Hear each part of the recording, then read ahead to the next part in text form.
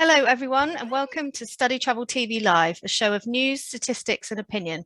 I'm Bethan Norris, Senior Editor of StudyTravel Magazine.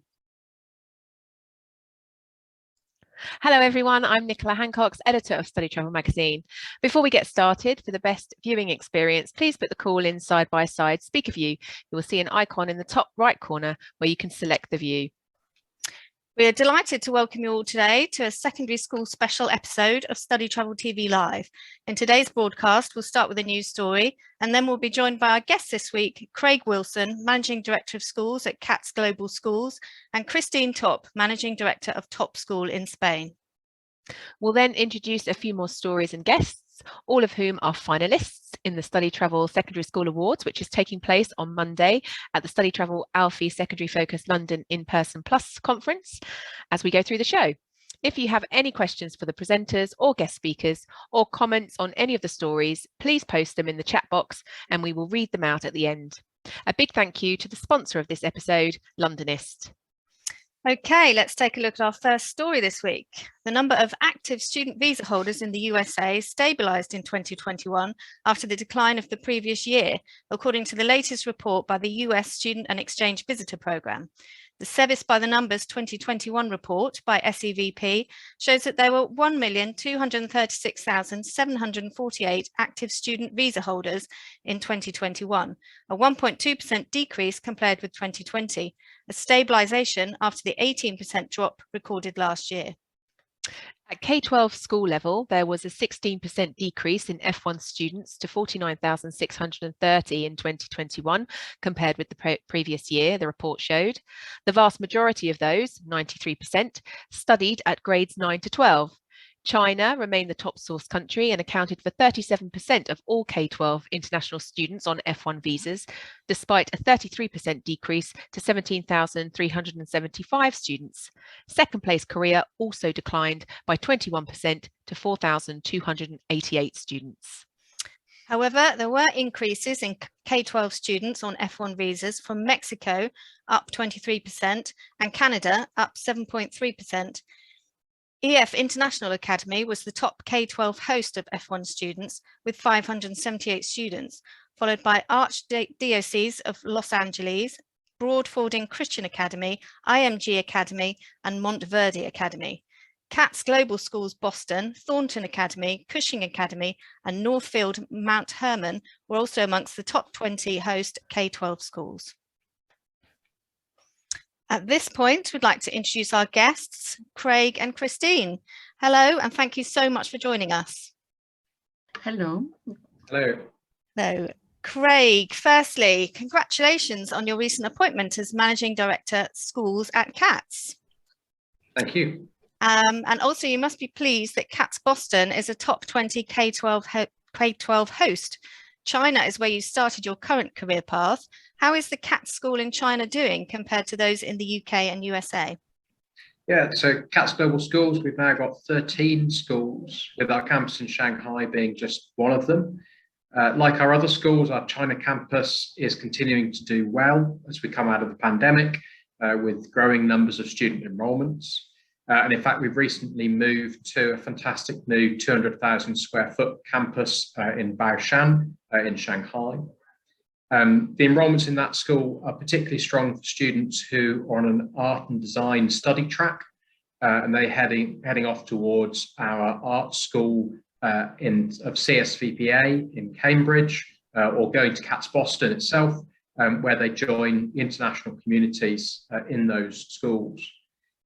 Obviously, in the last few weeks, the situation in Shanghai has been challenging for our staff and students there due to the lockdowns, but we hope that that situation will be improving soon. Great, thank you. Christine, one feature of our school surveys this year is that schools are increasingly relying on their agent partners to recruit students. In our 2018-2019 survey, 68% of international students were recruited via agents across the 5 destinations of the USA, UK, Canada, New Zealand and Australia, whereas in the 2020 and 2021 survey, this had increased to 77%. So do you feel your relationship with your school partners has deepened over the last 2 years?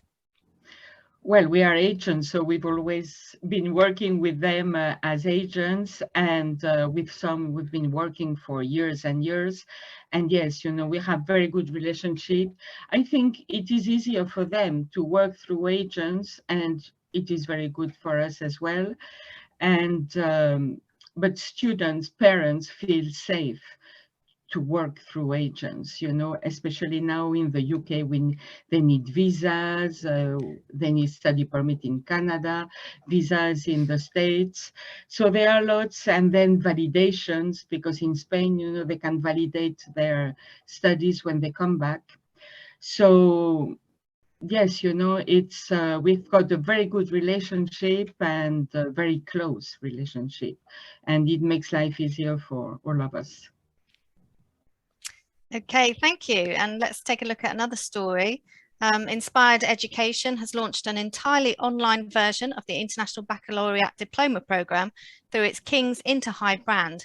From September 2022, students globally aged between 16 and 19 years will be able to study the IBDP with King's Interhigh, a world first online, the provider said. Applications and interests are being accepted from this month for the first cohort.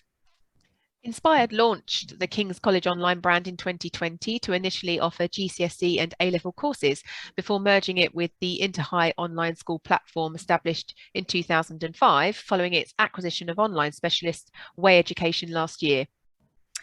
Nadim Nazuli, founder, chairman and CEO of Inspired, said, "This is a significant step forward for Inspired, King's Interhigh and the IB. We are very excited to be launching this first fully online IBDP. This will enable students anywhere around the world to access this world-class qualification online and combine it with time in our physical schools if they choose to do so." So Craig, feedback from students over the pandemic had generally been that they are keen to get back to in-class teaching, but sometimes needs must, and online offerings have taken a very big leap forward. So what's your focus going to be with CATS teaching going forward? So I guess like so many schools, we were forced to pivot to online delivery over the course of a weekend, I think. We received fantastic feedback from our students about the support that we were able to provide to them online. And we know that we could do that immediately again if we needed to. We felt that winning the StudyTravel Secondary School Award for a chain school last year showed that our caring approach during the pandemic was appreciated by our agent partners. And in fact, one positive outcome from the pandemic is that we moved the assessment for the CATS University Foundation Programme wholly online. And that was something which we've been planning to do for a long time, but which we accelerated because of the pandemic. And that was a change that was very positively received by our students, by teachers, and also by the universities that the students progressed to, because of the consistency that it gave in our foundation programme results during the pandemic. But since January this year, we have essentially been back to 100% face-to-face teaching, and we are clear that that's our focus in the future, and we do believe that that is the correct one for our students. Being at one of our schools is about more than just teaching and learning in the classroom.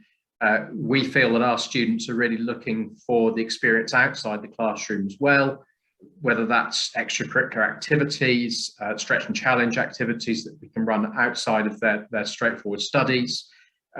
Also, the excellent provision which we can give to them as they get used to studying away from home, making connections with students from other nationalities and other cultures around the world, and overall meaning that they then make a relatively small step from us in school to university. And we can only really do that in a face-to-face environment. Okay, thank you. And Christine, what is demand like for online secondary programs among your clients? There are now quite a few online programs for secondary students on the market with technologies such as VR headsets aiming to enhance the learning experience for students. Does the lower cost and convenience of these courses make them attractive to students and their families, do you think? Not in Spain. Not in Spain. I think it depends on the countries, you know. In Spain, most of the students are secondary students who go to improve their English or another language, mainly English, but it's only 50%. You know, the rest is the experience of life abroad, of adapting to different surroundings, different education, meeting, well, as Greg said, you know, with other nationalities, and it's a life experience, and that's why we do not have a lot of demand online. People want to be face to face. You know, Spanish, the way they are like, you know, they like interacting with others, and no, and it's true that during COVID, the numbers dropped drastically. This year they were very good, and for next year, you know, they are increasing a lot because they want the experience. They want to go to Canada, to the States, everywhere, and to have a different experience, live in a different culture. And so it's true that we do not have a lot of demand for online courses. Okay, thank you, Christine. Let's move on to a story in our most recent issue of StudyTravel Magazine, detailing research into the Canadian secondary school market via a survey of 20 schools in Canada. The survey showed that international secondary student numbers in Canada decreased by 44% between the 2019-2020 and 2020-2021 academic years. This finding is in contrast to our previous year's survey comparing secondary student numbers in Canada between 2018 and 2019 and 2019-2020 academic years, where there was a slight increase of 0.5% in international student numbers. When comparing the two surveys, it is also possible to see that the Latin American and Western European student markets decreased in volume between 2019-2020 and 2020-2021, showing a greater decline than student numbers from Asia. So at this point, we'd like to introduce the first of our special guests to the show today, Kim Hoffart, Director of International Student Programs at Greater Saskatoon Catholic Schools in Canada. Hi, Kim, and welcome to StudyTravel TV Live. Hey, thank you. Thank you for having me. So the results of our surveys over the last 2 years show that student numbers remained roughly static during the first year of the pandemic, but then showed a sharp decline in the second year. Canada showed the biggest decline compared with our similar surveys of the UK and US. Is this your own experience at Greater Saskatoon, and can you shed any light as to the reasons behind this? Yeah, I think most programs in that first year when schools shut down in March maintain their numbers because most of the students chose to stay even though all of our schools moved online. I know for us, we had a very vigorous online program prior to the pandemic. So it was a very easy shift to move over to online for all of our schools, all the way from K to 12. Then we really started to see the decline come September because most of those students stuck around with us till the end of the school year, went home for the summer, and then we didn't see the numbers returning back in September. It was kind of the height of the pandemic. Our schools were still questionable whether they were going to be face-to-face, which they ended up being. We moved to a block system, which worked very well. I think probably the big difference between us and the US and the UK was Canada had fairly stringent restrictions in regards to coming into Canada and COVID protocols compared at the beginning to the US and the UK. So maybe that was a big piece as to why people found it a little bit easier to still navigate those two other countries. But yeah, I think for the most part that the key for school districts was their ability to move online and to do it successfully. And I think Canadian schools generally were able to do that quite well. I know we were very well. So that to me was kind of the big point for us maintaining numbers originally, but then the decline as 2020, 2021 moved in. Okay, thank you. And what about the Latin American and Western European student markets? Did you find that these markets decreased the most for you during the past 2 years? And what's the situation like at the moment? The Latin America was a big hit. And I've talked to colleagues all across Canada. That was probably the biggest decline out of all the countries. We basically lost almost all of our Mexican, Brazilian students. And we've always done short-term Colombian groups. We did none of those for the 2 years. This actually coming May here, we have our first group of 30 Colombian students arriving for the first time in 2 years, which is a nice change. But the oddity was Western Europe, German, Spain, Italy actually increased last year, for us at least. And I've, again, spoken to many colleagues, it's their biggest market right now. And so it was quite interesting that way. And I'm not sure whether, I think Western Europe kind of was ahead of everybody in regards to moving forward from COVID. And I think people still, at least for Canada, still see Canada as a very safe destination. And I think they saw what happened through the pandemic as we adjusted. We still granted credits to kids, even when schools were completely shut down. They were online through either the online cyber course or Google Classroom. And so I think it gained a lot of confidence with our agencies and Western Europe as far as a destination where they still can get the experience, be in a good homestay and maintain either a face-to-face school or something still of great quality.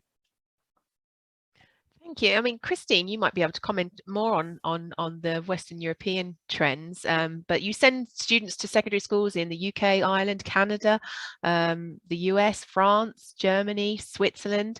But which destination is the most popular for your secondary students? And did this change at all during the pandemic? Well, it has, for us, it has mainly been Ireland, but Ireland is completely full now of Spanish. And so Canada is growing. And over the last years, we've seen a big increase in Canada. And I do hope we'll see more because I love working with Canadians. Parents feel safe, we have great relationships, good families, good education, and but Ireland is still number one. But Ireland now has come to, we can't even find schools now, you know, and but the UK is going well as well, and the States really. I'm talking about Spain, but Spain parents, really, the ones that can afford it, you know, really want to send their kids abroad. And before, you know, they send them for a term, a year, but now very often we send them for several years. So it's changing a lot. And but I think the two main destinations, at least for my agency, are Ireland and Canada. But the States has been growing also, but even the UK now, we can't go to state schools for a year. They have to go to private, mainly boarding schools, so they are more expensive. So this is something to take into account, you know. And France is going very well as well. Switzerland a bit less because it's it's quite expensive and not everybody can afford that. And Germany, we send few students to Germany because the level of German in Spain is quite low. So unless the kids go to a German school in Spain, they wouldn't be able to follow in a high school. But the English-speaking school and French-speaking schools are going quite well. It's a part of our business as an agency that I think we survived the pandemic thanks to the high school programs, because we couldn't send summer courses, school groups, we couldn't do anything. So we really survived thanks to high school programs, the secondary schools. Okay, thanks, Christine. Let's have a look at another story. This one is about the latest monthly student visa data summary published by Australia's Department of Education, Skills and Employment in the year to date to February 2022. The total number of international student enrolments for secondary schools in 2022 of 8,500 students was down from 12,700 students in the same period of 2021. This compares with 20,000 enrolments in secondary schools in Australia in 2019, the last comparable data set before the COVID-19 pandemic. Encouragingly, in the year to date up to February this year, commencements in the secondary school sector in Australia are already 70% of the whole of 2021, which includes online enrolments. And at this point, we'd like to play an interview with Leeanne Moriarty from Mercedes College in Adelaide, Australia, which was recorded earlier this week. Australia's borders opened to international students at the end of last year and to visitors in February this year. Was the opening up after 2 years of lockdown too late for much recruitment to take place for this school year? Not at all. Well, not for me. Certainly for some schools, yes, because they let their international student program slide, as in they released staff members and just didn't fund it in their budget for staffing levels and what they required for support for the students for this academic year. At Mercedes, we maintained all our staffing levels, and we obviously had budget allocated to support them. So when the borders opened, we already had 8 who were rolling over from last year. We had another 8 who finished year 12. So we had 16 last year, 8 matriculated, 8 stayed with us. And then I just got enrolments after enrolments, and I now have 26. And that was for term 1. We're just at the end of our first term. So that's 10 weeks on, and we have 26 students from 7 different nationalities. So, you know, we're delighted. And I'm enrolling now currently another 4 countries, including Europeans, to come either halfway through this next term of ours or for semester 2. And I've got quite a few inquiries for 2023.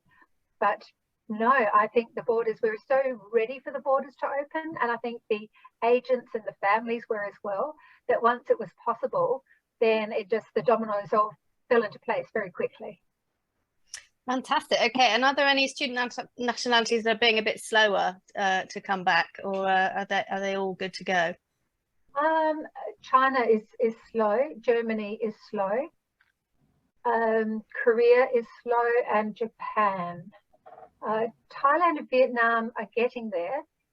My busiest ones would be Hong Kong and Italy. I've got 4 Italian students signed up ready to go, and we usually would have 1, maybe 2. So we're delighted with that. Yeah, it's quite interesting, and I think some of the apprehension of signing up to come all the way down to Australia is not so much necessarily COVID related, but more to do with a financial situation on the home front because of COVID, what's happened to them with the business situation. And also the feeling that the child is going to be so far away.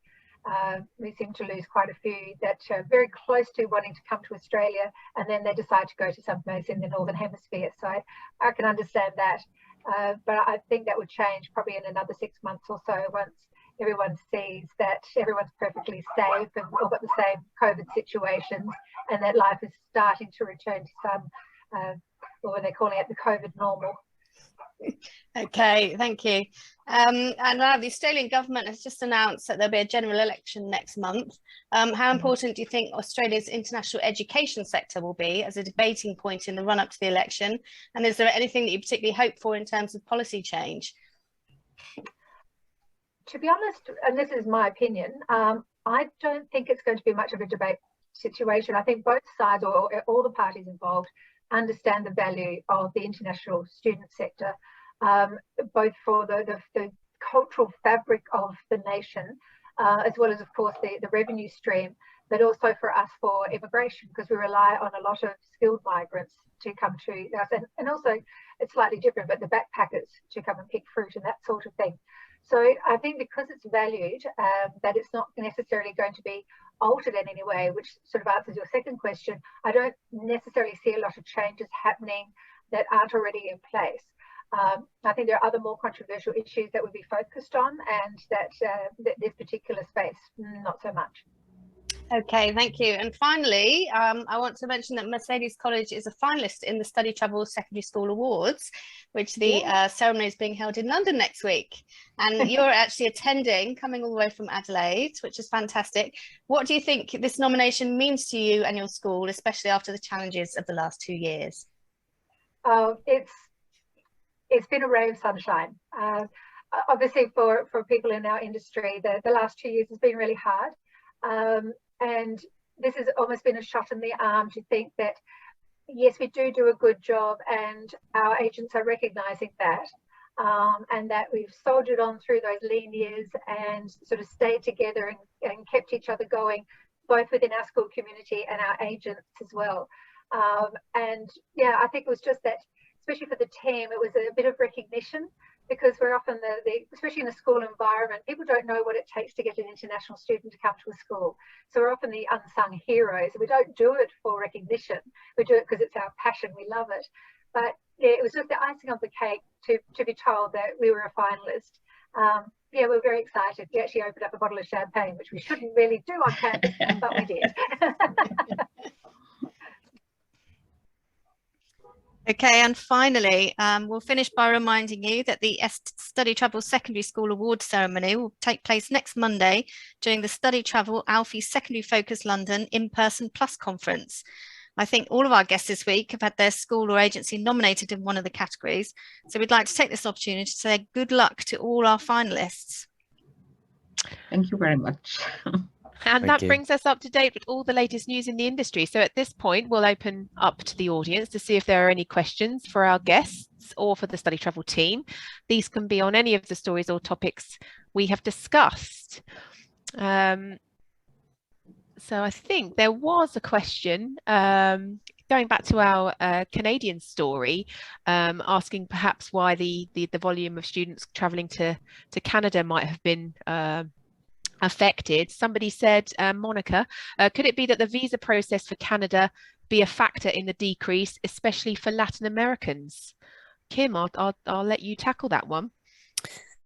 I see that it was answered by Burnaby as well, but I think definitely the vaccination piece was part of it, and the other part was the Canadian government was very, very quick on taking all their federal workers and moving them to home base. And so a lot of the consulates, embassies, the visa centers were very limited. And so we heard stories where students had applied and hadn't heard anything back for over 6 to 8 months. So that was a problem, especially in Latin America. I know that for a fact. Okay, thank you. And I don't see any more questions in the box, but we have a question for you, Craig. Oh, hang on. Here we go from Annette. May I know how I can access Interhigh for Internet IB and A-level courses? Okay, we haven't got anyone from Interhigh on the show, but so you'd probably have to look that one up online, Annette. But we'll move to a different question for Craig. You introduced the English Development Programme at CATS to help international students get up to speed. Are there any new developments you have in mind for this year? Recent things that we've introduced at CATS, which I would highlight, not so for this year, but for last year, on our University Foundation programme, we've introduced 2 new subjects, engineering and financial trading. So engineering running at our Cambridge school and financial trading running in London, as you might expect. Both have been popular, the financial trading course particularly so, and we'll be delighted to see the first cohort of students of those 2 subjects who will be graduating this year, and looking forward to see which universities they head off to. Great, thank you. And we have a question for Christine. You mentioned previously that you would like to start sending Spanish students to Australia for secondary placements, but COVID-19 sort of thwarted your plans in this area. So do you think this is a market that's likely to develop for the Spanish market? Not for a full year, because as we are in the North Hemisphere, and they are the school years are half and half. You know, a student would lose 2 years. You know, so I think what is popular in Spain is going for the summer term, which is from July to September, and they could even stay until December. But otherwise, as they couldn't validate, or they would lose 2 years to validate only 1 year, because their school year starts in January. So that's why a full year in Australia is quite complicated for a student who wants to validate the studies. But what is popular, they very often take advantage of the summer holidays to do a term in Australia, or even a semester until Christmas, from July until Christmas. Okay, thank you. And I think I can't see any more questions coming through, so I think that's the end of our audience Q&A, which brings us to the end of this week's StudyTravel TV Live. Our next episode will be on Wednesday, the 4th of May at the same time of 4 p.m. BST. Visit the StudyTravel TV Live page on StudyTravel Network, which you can find under the magazine section in the menu, where we will be announcing the guest speakers for the next broadcast, as well as a recording of this episode and past episodes. That's it for today. We'd like to say a big thank you to our special guests, Craig and Kim. Thank you for your time and insights today. Thank you. Thank you. And Christine, thank you for joining us and sharing your thoughts. We look forward to seeing you all again soon. Yes, on Monday, on Sunday and Monday. And of course, thank you to our sponsor again for this week, which was Londonist. So thanks everyone for watching, and goodbye. Goodbye. Bye.